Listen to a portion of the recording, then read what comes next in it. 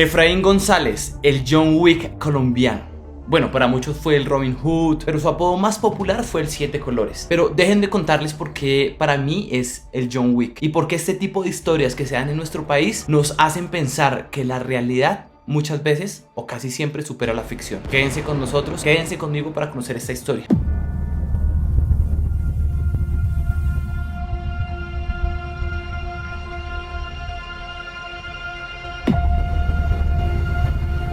Bueno, para yo tener la osadía de decirle a alguien el John Wick colombiano, nada más imagínense un tipo que se enfrentó a más de 1000 soldados. El sol es real. Por eso los invito a que se queden y conozcamos esta historia. Efraín González, el hombre y el mito. A partir de la historia de Efraín González, el bandolero, que ya pocos recuerdan, se ha ido construyendo un mito que videos como este que yo estoy haciendo y el de muchos colegas van reforzando día a día. El Hatillo, corregimiento del municipio de Albania en el departamento de Santander.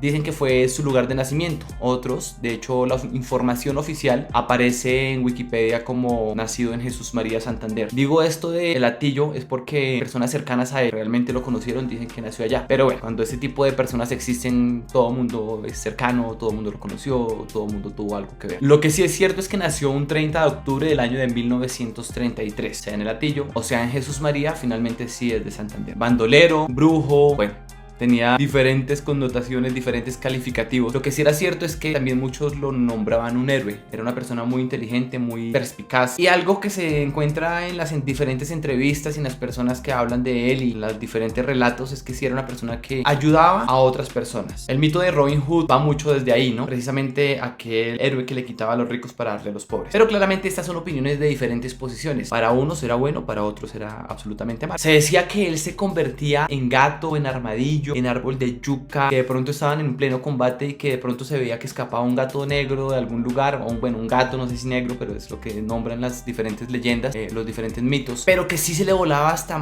500 soldados. Pero ya para dar un poco más de contexto y hacer un poco más de inmersión en esta historia, quiero contarles en qué momento histórico de Colombia se transcurren estos hechos, que repito, son reales. Efraín González, uno de los rebeldes más fuertes de la época en Colombia, se da precisamente en un contexto que no podía ser diferente al de la guerra. Esa época entre 1946 y 1958, que fue un momento muy álgido, muy coyuntural en el país por diferentes aspectos religiosos, económicos, sociales, que todo conflictúa y termina enmarcándose en la cuestión política. Sobre todo, si lo saben y los que no lo saben, era una época en que los partidos políticos tomaban demasiada fuerza y precisamente estaban estos enfrentamientos de color entre los famosos conservadores y liberales, godos y cachiporros. Para la época era presidente, había como una transición de gobierno entre Alfonso López Pumarejo a Lleras Camargo.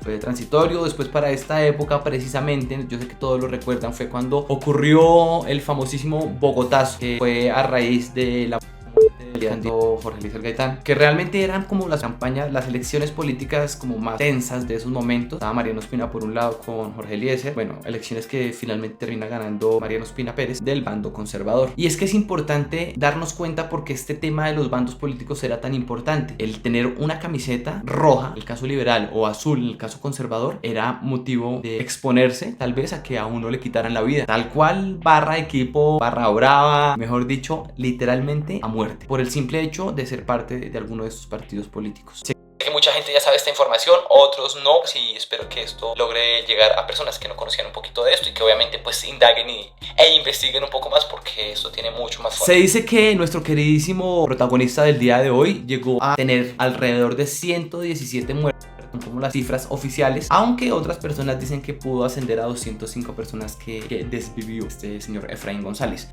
Aquí no queremos hacerle apología a este tipo de cosas, pero entendiendo el contexto histórico y político que ocurría en el país, pues ya cada quien como que sacará sus conclusiones. Independiente de donde haya nacido, a ver, fue sí en el departamento de Santander, Efraín González creció en la región de Pijao, un municipio que hoy en día es el Quindío, lo que era el antiguo Caldas, y precisamente se fueron desplazados a este lado por temas de la violencia. Se dice que fue el mayor de 9 hermanos. Después de esto, pues tuvo una infancia donde creció, como lo decía, en este municipio de Pijao. Luego decidió ingresar ingresar a las líneas militares, prestando servicio militar para la época. Después de esto, se integró como suboficial y fue enfermero de combate hasta el año de 1958. Pero resulta que en este mismo proceso de estar en estas líneas militares, fue acusado muchas veces por temas de contrabando. Lo que hacían es que, pues según cuenta la historia, ellos tomaban armas y se las vendían a guerrillas, a bandoleros, bueno, a gente externa, los mismos militares, ¿cierto? Y al parecer, otros líderes también de estas organizaciones militares superiores de Efraín González hacían lo mismo. Entonces lo que ocurrió fue que ellos chocaron los negocios, por así decirlo, se pisaban las mangueras.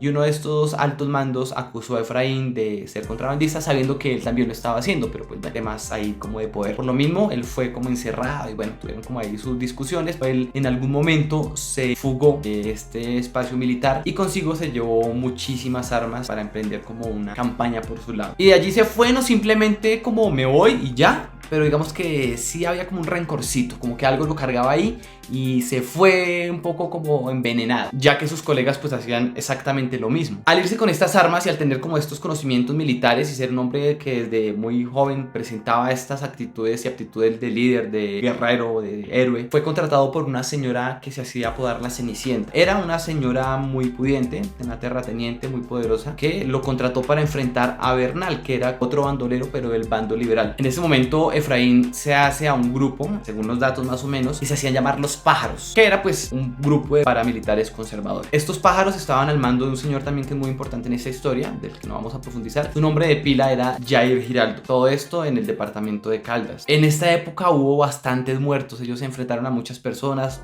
precisamente en este proceso de eliminar liberales por temas políticos, por la ira, por el rencor, por toda esta cuestión que se movía tan densa y tan fuerte en estos momentos. Después de esto, él se desplaza hacia Vélez, Santander, pedido precisamente por personas de este lugar, por terratenientes de este lugar. Carlos Bernal tenía su guerrilla y ahí fue como una serie de enfrentamientos. Cuando la gente supo que Efraín González estaba en Vélez, ya se había regado un mito, como algo de una persona que era demasiado extraña. Como en ese momento no habían redes sociales ni nada, pues simplemente cuando se hablaba de este tipo de personajes se generaba como un misticismo, ¿cierto? Entonces cuando llegó a Vélez, pues ya todo el mundo decía, pero ¿quién es Efraín? No, que se la pasa en las chicherías, en las cantinas, de los jóvenes iban a verlo, que muchos de los relatos y las entrevistas que hay por ahí hablan precisamente de niños queriendo conocer a Efraín González. Ya se había convertido en un ícono, negativo o positivo dependiendo de los bandos, pero ya era una persona influyente. Precisamente por esta fama, allí en Vélez ya se había formado un ejército, una cuadrilla especial para capturar a Efraín González, porque él ya venía cometiendo esta serie de asesinatos. Hay una fecha muy importante que fue el 17 de abril de 1960. Efraín está con su papá y su padrino y dos lugartenientes en una de estas fincas que era parte de sus lugares de descanso, y estas cuadrillas que lo estaban buscando supieron de ese lugar. Así que pues paso a seguir, obviamente la idea era ir a capturarlo. Mandaron todo este escuadrón de policía, de soldados, del ejército, y aquí se conoce una de las batallas más como importantes y relevantes de esta historia, que es la batalla de las avispas. Y esta batalla es muy importante porque aquí Efraín González pierde a su padre y a su padrino. Fueron dos de las personas que en este allanamiento no lograron escapar. Efraín, por alguna de sus artimañas o sus diferentes cualidades o mitos que se regaban por allí, logró escaparse con su lugarteniente. Su padre, su padrino no contaron con la misma suerte. ¿Y esto qué quiere decir? Que este rencor hacia estos partidos políticos opuestos, hacia el gobierno, militares, policías, ya no era simplemente un odio por partido. Esto lo convertiría en una situación mucho más personal. Se dice que en este enfrentamiento fueron alrededor de 200 soldados los que lo rodearon. Aún así, Efraín, cuando logró escapar con sus lugartenientes, se dice que se alcanzó a llevar por encima como a 8 personas desvividos, y entre ellos también pues varios heridos, 16 al parecer, más de una docena, que igual es una cantidad considerable sabiendo que eran 3 hombres, o en este caso pues solo Efraín. Él era consciente de toda esta situación, así que cuenta la historia que después de esta situación lo que él hizo fue apartarse hacia otros lugares. Se dice que hacia un sector del Magdalena Medio, donde empezó a esperar que bajara un poco la marea, que su búsqueda como que se tranquilizara un poco, y así mismo él iba recargando energías, estrategias, ideas, armamento, y regresó nuevamente a Vélez, donde empezó una venganza uno a uno a líderes políticos liberales, precisamente policías, soldados, cabecillas. Bueno, esto ya se convirtió en una cuestión completamente personal. Aquí es donde perfectamente empieza a aplicar lo del John Wick. Empezó con una serie de asesinatos uno tras otro tras otro. Tanto así que don Juan, o el hermano Juanito, como era llamado Efraín González, se le empezó a salir todo esto de las manos de pronto precisamente por esta sed de venganza. Y simplemente donde se decía que habían liberales, se llegaba, se asesinaba y no importaba quién estuviera. Así que daños colaterales seguramente hubo bastantes. Entre esos hay una de estas batallas muy importantes que se llamó la de Cantarrana el 26 de septiembre de 1960. Esto fue en Puente Nacional. Cantarrana es una calle, se le da este nombre porque al parecer en una época en ese lugar habían muchos lagos y esos laguitos tenían muchas ranitas que cantaban y pues se escuchaba como este ruido. Era una calle muy comercial, estaban en el sepelio de uno de estos líderes liberales cuando sin pena ni gloria se acerca este equipo de Efraín González y pues al encontrarse estos dos bandos lo que sucedió fue que hubo bala de lado y lado. De lado y lado, cayera quien cayera. Dice que hubo alrededor de 11 muertos después de estas, porque al parecer fueron estas y muchas más. Y aquí es una parte donde yo hago una reflexión y digo que no se le hace apología a este tipo de comportamientos porque finalmente es muerte y son personas que pagaron de formas que no tenían que pagar, personas que simplemente por hacer parte de un partido, otros seguramente sí representaban también este terror y estas diferentes cuestiones políticas ya con un arraigo emocional que precisamente llevaban también a asesinar a otros. Aún así era el momento político que vivía el país y actuar de otra forma era muy difícil, era la ley del ojo por ojo, diente por diente. Claro que muchas veces pues no se midieron consecuencias y pasaron este tipo de situaciones complejas que se llevaron la vida de personas que simplemente no tenían nada que ver. Se decía que Efraín González era muy resguardado por la gente, como que donde se hizo este nombre entre Boyacá y Santander, tenía muchas personas que lo cobijaban, entre esos la misma iglesia católica. El mito cuenta que muchas veces se logró camuflar entre las diferentes monjitas que se disfrazaba de monja. Y hay otra anécdota que me gusta mucho, la escuché hace poco también haciendo esta investigación, que alguna vez estaban esperando en una casa mientras comían o bueno, pasaban un rato y llegó todo este ejército precisamente a capturar a Efraín González porque habían dicho que estaba en una de esas casas. Efraín González le comenta a la señora de la casa que hace poco había sido madre, acababa de tener su hijo y se guarda mucho esta tradición en los pueblos de guardar el reposo y todavía en muchas partes. Efraín González le pide a la señora que se levante de la cama, que tranquila, que le preste ropas de ella para que él se pueda esconder. Entonces se viste de mujer. Los militares logran entrar a la propiedad, no lo ven por ninguna parte, preguntan que si Efraín González estaba allí, nunca lo vieron, simplemente vieron a una señora, ama de casa, la verdadera mamá, a el dueño de casa y a esta señora que estaba en la cama con el niño. Los militares salen a los alrededores, se quedan por ahí pensando que no estaba Efraín. Lo que él hace es que se cambia de ropa, pide las ropas más viejas que existan en la casa. De hecho, su actuar era de una persona con una situación mental. Coge sus armas, las empaca en una mochila, se la pone al hombro y pasa por la mitad de los militares y se escapa del lugar. Así, en muchas partes lo hizo de monja, de cura, de habitante de calle, bueno, de diferentes personificaciones. Hacia el año de 1965 empieza su declive. Resulta que para esta época Efraín González secuestra a un hijo de un terrateniente muy importante, Martín Gallino Vargas, un terrateniente tan importante que era amigo cercano del presidente de la época, Guillermo Valencia. Resulta que en esta situación se ofrece una recompensa por el hijo de este gran terrateniente. La recompensa era de 1 millón de pesos de la época, eso actualmente será, no sé, ya lo pondremos acá. Pero la respuesta de este terrateniente fue fría. Dijo: es más fácil hacer un hijo que hacer 1 millón de pesos. Y lo echó a su suerte. A raíz de toda esta presión, de todo lo que ocurría allá en Boyacá, la situación ya estaba bastante álgida, bastante compleja. Él decide escaparse para la ciudad de Bogotá. Además de eso, no solo por escaparse, sino también porque estaban planeando la fuga de su esposa, Leotilde Ariza, de quien no tenemos mucha información. Él se dirige hacia el barrio, bueno, uno de los lugares donde estuvo refugiado fue en el barrio Veraguas. Y el 26 de mayo de 1965 le hacen como este primer atentado ya en la ciudad de Bogotá, donde estuvieron muy cerca de atraparlo. Únicamente atraparon como integrantes de su banda, pero él nuevamente logró escaparse. ¿De qué manera? No sabemos todavía. Por esto y por muchas cosas más, ya para esta altura de la historia de Efraín González era un mito que se encontraba en cada periódico, en cada estación de radio. Todos los días había algo que tenía que ver con Efraín González, por algún asesinato, algún escape, algún mito, alguna leyenda, alguna situación relacionada con sus actos mágicos. El pueblo lo admiraba, evidentemente lo admiraban, pero obviamente entendiendo del lado conservador, ¿no? Se entendía que el lado liberal pues era un enemigo al que tenían que darle de baja pronto. Llega el 20 de junio de este mismo año de 1965 y Efraín se encuentra en una propiedad en el barrio San José al sur de la ciudad y allí ya por fin corrió la voz hacia los militares que él se encontraba en este lugar. Un operativo orientado por Alirio Roballo Arévalo con 200 hombres, imagínense eso, llega hasta esta propiedad sobre eso de las 2:30 de la tarde. Se hacen diferentes preguntas a la gente de la comunidad, se busca si lo han visto, se dicen que está en una propiedad pero no están inseguros. En un momento, unos de estos militares intentan ingresar a la propiedad y se dan cuenta que Efraín está allí. Él se siente atrapado y empieza a disparar. Estos 4 hombres que ingresaron salen como pueden a la calle y aquí empieza una batalla que, de verdad, si no es por tantos testimonios alrededor, pensaría yo que es una película. John Wick.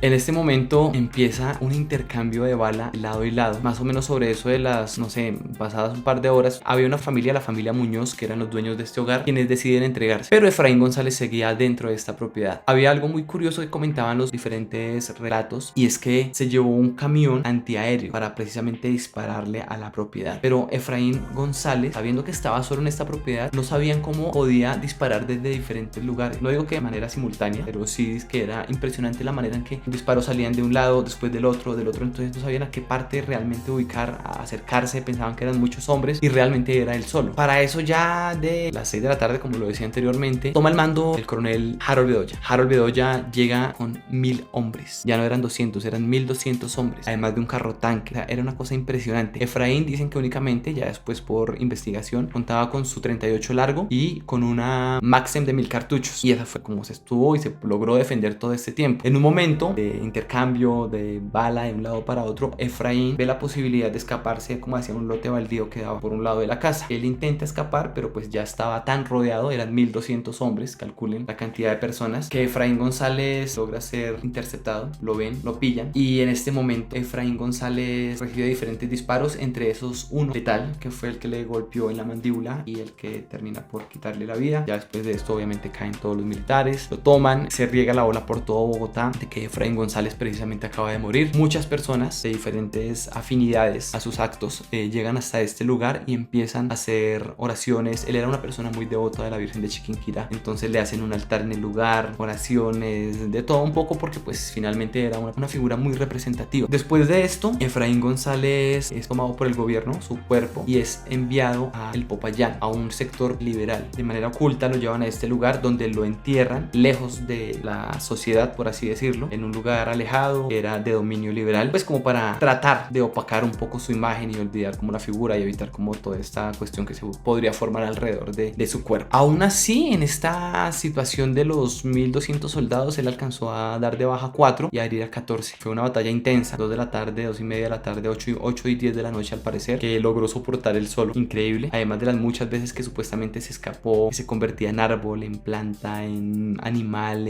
esto, como todas las tradiciones orales, van tomando fuerza estos mitos, estas leyendas. Hoy yo cuento esto, soy consciente que, pues, no es que creo que esto haya ocurrido como tal, pero algo tuvo que haber sucedido. Sí dicen que era una persona que estaba rezada, que tenía sus formas de escapar, que le disparaban y no le pasaba nada. Pues no sé hasta qué punto la gente... Pero al ser tantas personas que lo digan, sí genera como una curiosidad. Y bueno, este tipo de historias sí generan como cierta curiosidad, como lo decía previamente. Obviamente no sabemos hasta qué punto pueda ser real. Sabemos que sí existió, sabemos que muchas de estas historias fueron reales. Los cuerpos, las tumbas, las personas, los documentos existen, y hay libros al respecto. Y bueno, de hecho hay hasta una canción. La canción se llama El corrido de Efraín González, si mal no estoy, que habla precisamente del lugar donde lo enterraron, que fue prohibida por el gobierno nacional. Un sinfín de situaciones que hasta el día de hoy siguen vigentes. Muchas personas no conocen esta historia, otras seguramente sí. Me gustaría que ustedes de pronto, si saben algo al respecto, si conocieron de cerca familiares, personas que de pronto tuvieron que ver con Efraín González, que nos lo coloquen aquí en comentarios. Si de pronto erramos en alguna parte de la historia, tratamos de ser muy como puntuales en la información que dimos, pero si no, para que nos lo pongan también aquí en comentarios. Se trata de que todos aprendamos, se recibe amor, hate, cariño, todo, siempre desde el respeto, obviamente. Agradecemos a las personas que estuvieron viendo el video hasta este punto y los invito a que me sigan. Este es mi lanzamiento al tema de YouTube, el primer video que hago. Ojalá hagan parte de esta comunidad que sé que va a crecer muchísimo. Gracias, suscríbanse, denle like, a la campanita de no sé qué, todo ese tipo de cosas, campanita, suscripción y like. Compártanlo con sus personas favoritas, a la persona que le quieran contar esta historia. Y nada, nos vemos en un próximo video. Chao, chao.